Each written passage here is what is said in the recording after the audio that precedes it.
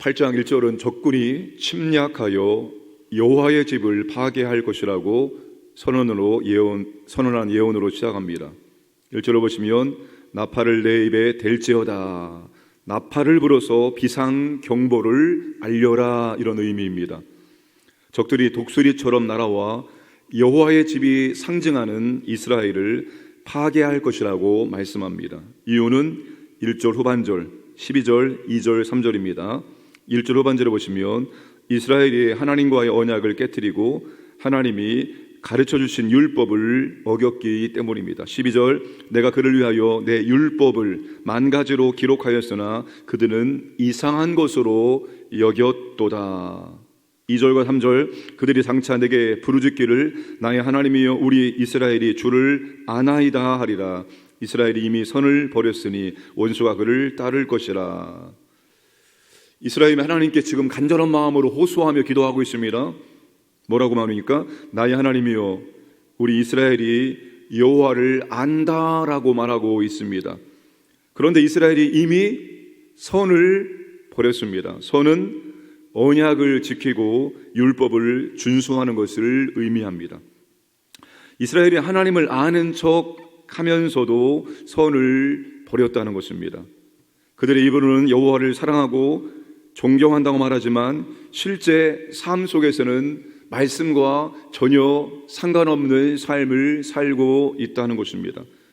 그 결과 전쟁을 통해서 원수들에게 쫓기는 신사가 될 것이고 그들이 아무리 열심히 씨를 뿌리고 곡식을 가꾸어도 곡식을 거두지 못하는 기근이 임하게 될 것이라고 말씀을 하고 있습니다.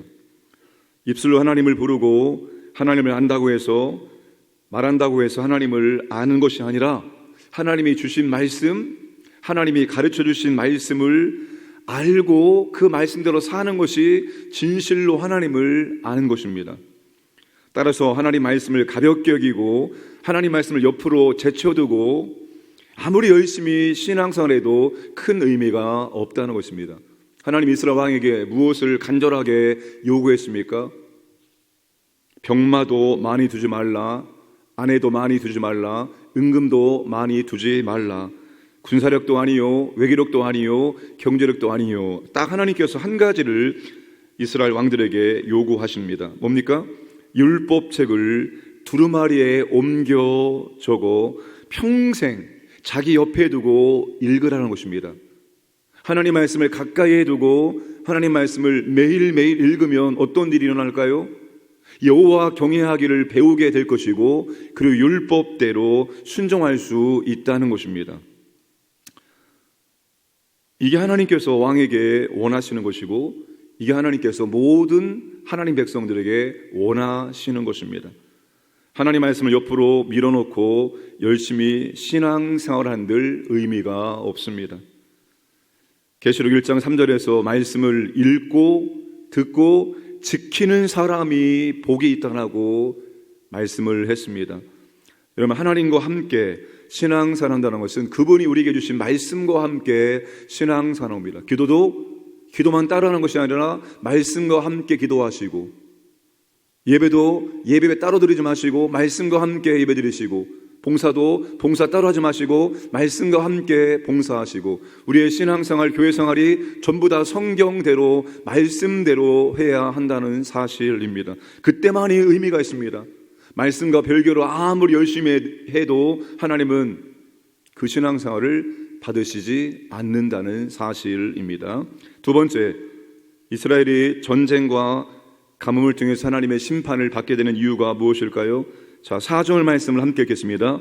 그들이 왕들을 세웠으나 내게서 난 것이 아니며 그들이 지도자들을 세웠으나 내가 모르는 바이며 그들이 또 그 은금으로 자기를 위하여 우상을 만들었나니 결국은 파괴되고 말리라. 세 번역, 이스라엘이 왕들을 세웠으나 나와는 관계가 없는 일이다. 통치자들을 세웠으나 그 또한 내가 모르는 일이다. 지금 하나님께서 이스라엘의 잘못된 정치를 비판합니다. 특별히 왕들과 지도자들을 잘못 세웠다는 것을 비판하고 있습니다. 북이스라엘이 여로보암 2세가 죽은 후에 30년, 딱 멸망까지 30년입니다. 멸망까지 30년인데 몇 명의 왕이 바뀝니까? 무려 6명의 왕이 바뀝니다. 어떤 방법으로? 죽고 죽이는 방법으로. 그러니까 30년 동안 엄청난 혼란한 시기를 그들이 보냈습니다. 그런데 이스라엘이 왕과 지도자를 세울 때 하나님의 뜻과는 상관없는 왕들과 지도자를 세웠다는 것입니다. 내게서 난 것이 아니며 내가 모르는 바이며. 지금 여러분, 하나님께서 2번이나 반복해서 그들의 잘못을 지적을 하고 있습니다. 이스라엘의 참 왕이신 하나님과 상의한 적도 없고 하나님께서 인정해 줄 만한 인물이 안 되는 사람들을 왕으로 세우고 지도자 자리에 세웠다는 것입니다. 정치의 자리도 종교의 자리에도 어떤 자리에도 하나님의 자리가 없다는 것입니다. 그들이 하나님을 왕으로 인정하지 않고 하나님을 생각하지 않고 그냥 중요한 일들을 진행했기 때문입니다. 여러분, 우리가 중요한 일, 큰 일은 물론이거니와 삶의 모든 영역과 모든 일들에서 하나님의 자리를 인정해야 됩니다. 하나님의 자리가 뭡니까? 하나님은 나의 왕이십니다. 하나님은 나의 주님이십니다. 하나님이 나의 왕이고 나의 주님이기 때문에 어떻게 해야 한다는 것입니까? 삶의 모든 영역에서 모든 일들을 진행할 때 그 일이 더 중요하다면, 그 일이 더 큰 일을 하면 하나님께 물어보고 하나님께 기도하고 하나님이 승인이 떨어졌을 때, 해도 된다라고 했을 때, 하나님이 인정했을 때 그 일을 진행하고 그 사람을 그 자리에 세워야 한다는 것입니다. 여러분, 삶의 모든 자리에 하나님의 자리를 만드셔야 됩니다. 진짜 하나님께 기도하고 하나님이 승인했을 때 나의 왕, 나의 주인이 오케이 해도 된다고 여러분 승인을 받고 하셔야 됩니다. 하나님께 승인 안 받고 해놓고 문제가 생기고 하나님께 문제를 해결하려고 하는 것이 아니라 하나님께 기도하고 하나님의 승인이 떨어진 다음에 문제가 생기면 그분이 다 책임져 주시는 겁니다. 왜요?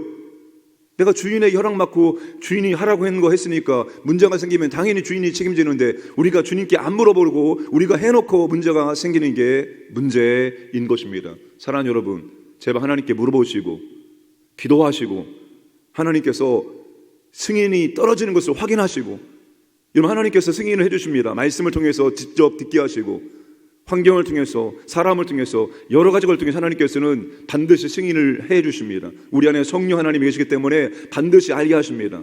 하나님께서 승인할 때 그 일들을 진행하시기를 주님의 이름으로 축복합니다.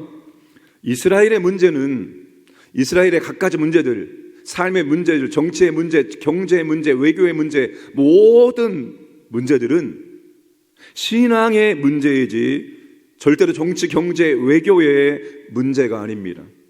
그런데 이스라엘은 그들의 문제가 신앙의 문제라는 것을 모르고 우상을 의지하고 다른 나라들의 도움을 통해서 한번 해결해 보고자 분주하게 이리 뛰고 저리 뛰고 있다는 것입니다. 9절 10절 그들이 홀로 떨어진 들나귀처럼 앗수르로 갔고 에브라임이 값주고 사랑하는 자들을 얻었도다. 그들이 여러 나라에게 값을 주었을지라도 이제 내가 그들을 모으리니 그들은 지도자의 임금이 지워준 짐으로 말미암아 쇠하기 시작하리라. 이스라엘이 엄청난 조공을 바쳐서 앗수르에게 도움을 청하고 앗수르를 배반하고 다시 애굽에게 요청했다가 결국 앗수르의 살말에셀 왕에 의해 멸망을 당합니다. 14절에 이스라엘은 자기를 지으신 이를 잊어버리고 왕궁들을 세웠으며 유난한 견고한 성읍들을 많이 쌓았으나 내가 그 성읍들에 불을 보내어 그 성들을 삼키게 하리라. 이스라엘의 지도자들은 자신들을 보호하기 위해서 궁궐들을 지었고 유다의 백성들은 자신들을 보호하기 위해서 견고한 성읍들을 지었습니다. 그러나 하나님은 성읍들과 궁궐들을 모두 태워버리실 것입니다. 자, 이스라엘이 자신들과 나라의 문제가 신앙의 문제라는 것을 모르고 있습니다. 그 신앙의 문제, 이 모든 문제가 경제의 문제, 국방의 문제, 자신들의 삶의 문제, 가뭄의 문제, 이 모든 문제가 신앙의 문제 때문에 비롯되었다는 것을 모르고 다른 방법으로, 그들이 원하는 방법으로 우상들을 들여오고 우상들을 섬기는 제단들을 많이 만들어 놓고 다른 강력한 나라를 의지함으로 그 문제를 한번 해결해 보고자 했습니다. 번지수를 잘못 찾은 것입니다. 신앙의 문제, 즉 하나님과의 관계를 바르게 맺지 못함으로 이 모든 문제들이 양산되게 된 것입니다. 그러면 여러분, 이 모든 문제가 해결되기 위해서는 어디로 가야 됩니까? 누구와의 잘못된 관계를, 올바른 관계를 풀어야 됩니까? 하나님께로 달려가서 하나님과 꼬여버린 관계, 하나님과 잘못된 관계를 풀어야지만 이 모든 정치, 경제, 모든 문제들이 해결될 수가 있다는 거예요. 여러분, 구약 전체가 다 그렇습니다. 우리가 대선지서, 이사야, 예레미야, 소선지서, 여러분 전부 다 선지자들이 지적하는 것은 그겁니다. 야, 너희들의 문제는 신앙의 문제이지 다른 게 문제가 아니다. 그러니까 하나님께 달려와서 하나님과의 관계를 바르게 해라, 이거를 계속해서 말하고 있는데 이스라엘은 그것을 끝까지 모르고 잘못된 방법으로 문제를 풀려하다가 결국 북이스라엘도 남유다도 쫄딱 망하게 되었다는 것입니다. 여러분, 다 그런 것은 아니겠지만 우리의 삶 가운데 문제가 생긴다, 가정에 문제가 생긴다, 직장과 사업에 문제가 생긴다. 문제가 생기면 여러분 어디로 가야 됩니까? 이 문제가 생긴 원인이 신앙의 문제로 말미암아서 생긴 것은 아닌가? 하나님과의 관계에서 삐기덕거림이 생겨서 생긴 문제가 아닌가? 먼저 그렇게 생각하고 하나님께 달려가셔서 하나님께 물으셔야 됩니다. 하나님, 저와 하나님과 관계에서 무슨 문제가 있습니까? 말씀의 문제가 있습니까? 기도의 문제가 있습니까? 헌금의 문제가 있습니까? 예배의 문제가 있습니까? 봉사의 문제가 있습니까? 도대체 어떤 부분에 문제가 생겼기 때문에 이러한 문제들이 만들어지고 이런 문제가 해결이 안 됩니까? 라고 하나님께 물어보셔야 됩니다. 그러면 하나님께서 깨닫게 해 주시는 것이 있을 것입니다. 생각하게 하시는 것들이 있을 것입니다. 그럼 그 문제를 풀어야 됩니다. 그 문제를 풀 때 지금 내 삶 가운데 나타나고 있는 문제들이 풀려지게 되는 역사가 이루어지는 줄로 믿으시기 바랍니다. 제가 답답한 게 있습니다. 제가 봤을 때는 이분의 문제가 하나님과의 문제 때문에 이 문제가 해결되지 않고 계속 있는데 자꾸 엉뚱한 곳에 가서 문제를 풀려고 분주하게 움직이는 모습을 볼 때 참 답답합니다. 여러분, 하나님께 나오셔서 하나님께 물어보셔야 돼요. 하나님, 나와 하나님과 관계에서 도대체 뭐가 잘못됐습니까? 무슨 문제가 보였습니까? 제가 하나님께 약속해놓고 순종하지 않는 것이 무엇입니까? 내가 이렇게 하나님 관계 속에서 해야 되는데 안 하고 있는 것이 무엇입니까? 하나님께 물어보시고 하나님께서 깨닫게 해주시는 그것을 풀어야지만, 그 매듭이 풀려야지만 삶의 실타래가 여러분 풀려지게 되어지는 거예요. 근데 그 문제를, 하나님과의 관계를 안 풀어버리고 엉뚱한 것을 풀려고 이리 뛰고 저리 뛰니까 이 문제가 해결되지 않고 계속 남아 있다는 것입니다. 오늘 말씀에서 하나님이 이스라엘에게 그것을 지적하고 있습니다. 신앙의 문제다. 신앙의 문제다. 나와 너와의 관계에서 문제가 생겼으니까 그거 먼저 풀어라. 오늘 저 여러분들 항상 하나님과의 관계가 제일 중요합니다.